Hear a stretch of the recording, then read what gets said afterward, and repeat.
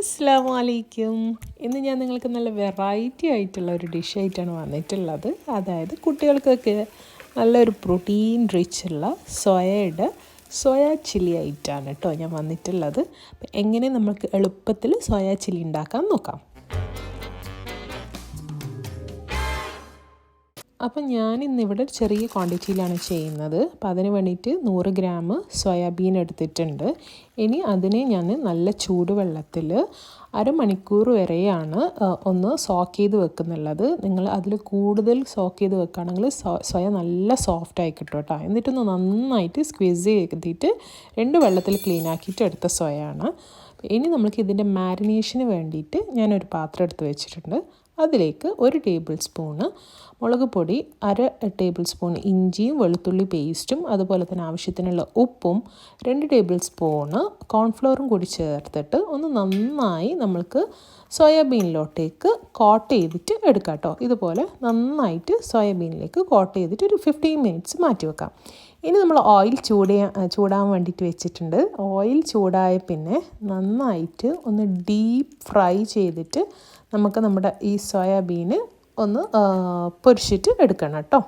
അപ്പം ഇതുപോലെ ഈ ഗോൾഡൻ കളർ ആവുന്നതാണ് കേട്ടോ ഒരു കറക്റ്റായിട്ടുള്ള ഒരു കണക്ക്. നന്നായിട്ട് നമ്മൾ പൊരിച്ചെടുക്കാൻ വരുമ്പോൾ ഇങ്ങനെ നല്ലോണം ഡാർക്ക് ഗോൾഡൻ കളർ ഷെയ്ഡ് വരരുത്. നമ്മുടെ സെക്കൻഡ് ബാച്ചും കൂടി ഞാനിവിടെ പൊരിച്ചെടുത്തിട്ടുണ്ട്. ഇനി അതേ ഓയിൽ തന്നെ നമ്മൾക്ക് ഒരു 3 ടേബിൾ സ്പൂണോളം ഓയിൽ നമ്മൾക്ക് വേറൊരു വോക്കിലോട്ടേക്കോ പാത്രത്തിലോട്ടേക്കോ മാറ്റിയിട്ട് അതിലേക്ക് 6 വെളുത്തുള്ളി ചെറുതായി കട്ട് ചെയ്ത്, അതുപോലെ തന്നെ 1 ഇഞ്ച് വലുപ്പത്തിലുള്ള ഒരു ഇഞ്ചി ചെറുതായി കട്ട് ചെയ്തതും നമ്മൾക്ക് ഫസ്റ്റ് ഒന്ന് ഓയിൽ സോട്ട് ചെയ്ത് കൊടുക്കാം. ഓയിൽ സോട്ടായി വരുന്ന സമയത്ത് ഒരു ഉള്ളി, വലിയ ഉള്ളി അതായത് സവാള ചെറുതായി അരിഞ്ഞതും കൂടി നമുക്ക് ചേർത്തിട്ട് ഒന്ന് വഴറ്റിയെടുക്കണം. വഴന്നു വരുന്ന സമയത്തേക്ക് ഒരു ക്യാപ്സിക്കം മൊത്തത്തിൽ ആവശ്യമുണ്ട്. അതിൻ്റെ 1/4 ഭാഗം ക്യാപ്സിക്കം ചെറുതായി കട്ട് ചെയ്തത് നമ്മുടെ ഉള്ളിയുടെ മസാലയിലോട്ടേക്ക് ആഡ് ചെയ്ത് കൊടുക്കാം. എന്നിട്ടൊന്ന് നന്നായിട്ട് സോട്ടായി വരുന്ന സമയത്ത് ആവശ്യത്തിനുള്ള ഉപ്പ് നിങ്ങൾ ചേർത്ത് കൊടുക്കാം. അതുപോലെ തന്നെ 1 ടേബിൾ സ്പൂൺ കുരുമുളക് പൊടിയും. എന്നിട്ട് ഒന്ന് നന്നായിട്ട് നമ്മുടെ വെജിറ്റബിളിലോട്ടേക്ക് ഉപ്പും കുരുമുളക് പൊടിയും ഒന്ന് സോട്ടായി കൊടുക്കണം. ഇത് സോട്ടായി വരുന്ന സമയത്ത് നമ്മൾക്ക് 1/4 ടേബിൾ സ്പൂണ് വിനീഗർ ഞാൻ ഇതിലേക്ക് ഒഴിച്ചു കൊടുക്കുന്നുണ്ട് കേട്ടോ.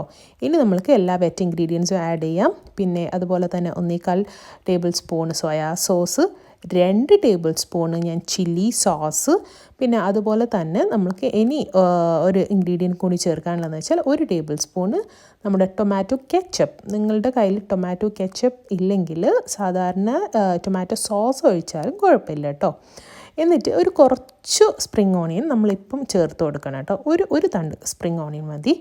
എന്നിട്ടൊന്ന് മിക്സാക്കി എടുത്ത പിന്നെ ഇതിലേക്ക് നമ്മൾക്ക് 2 ടേബിൾ സ്പൂണ് ഞാൻ കോൺഫ്ലവർ സ്ലറി ആക്കി വെച്ചിട്ടുണ്ടായിരുന്നു, വെള്ളത്തിൽ കലക്കി വെച്ചിട്ടുണ്ടായിരുന്നു.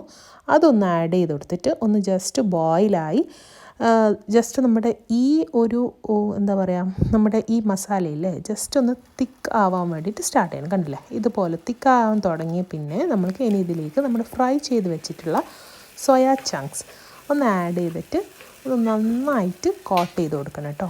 അപ്പോൾ ഇത് നന്നായിട്ട് കോട്ട് ചെയ്തിട്ട് ഒരു 2-3 മിനിറ്റ് ആയ പിന്നെ നമ്മൾ നേരത്തെ മാറ്റി വെച്ച ക്യാപ്സിക്കവും അതുപോലെ തന്നെ കുറച്ച് സ്പ്രിംഗ് അണിയനും കൂടി കട്ട് ചെയ്തത് ആഡ് ചെയ്ത് കൊടുത്ത് നമ്മുടെ അടിപൊളിയായിട്ടുള്ള സോയാ ചങ്ക്സിൻ്റെ ചില്ലി ഇവിടെ റെഡി ആയിട്ടുണ്ട്. ഇനി നമുക്കൊരു 5 മിനിറ്റ് ഒന്ന് മൂടി വെച്ച് കഴിഞ്ഞാൽ നമ്മൾക്ക് ഇത് സെർവിങ് പ്ലേറ്റിലോട്ടേക്ക് മാറ്റാൻ പറ്റുന്ന ഒരു അടിപൊളിയായിട്ടുള്ള സൈഡ് ഡിഷോ അല്ലെങ്കിൽ നിങ്ങൾക്ക് ഒരു കറിയായിട്ട് യൂസ് ചെയ്യാനും പറ്റുന്ന ഒരു നല്ല സൂപ്പർ കിഡു റെസിപ്പിയാണ്. കുട്ടികൾക്കൊക്കെ ഭയങ്കരത്തിൽ ഇഷ്ടപ്പെടും. അപ്പോൾ കുട്ടികളെ സോയ തീറ്റിക്കാൻ വേണ്ടിയിട്ട് പറ്റിയൊരു ഐഡിയ ആണിത്. നിങ്ങളെല്ലാവരും ട്രൈ ചെയ്യണം.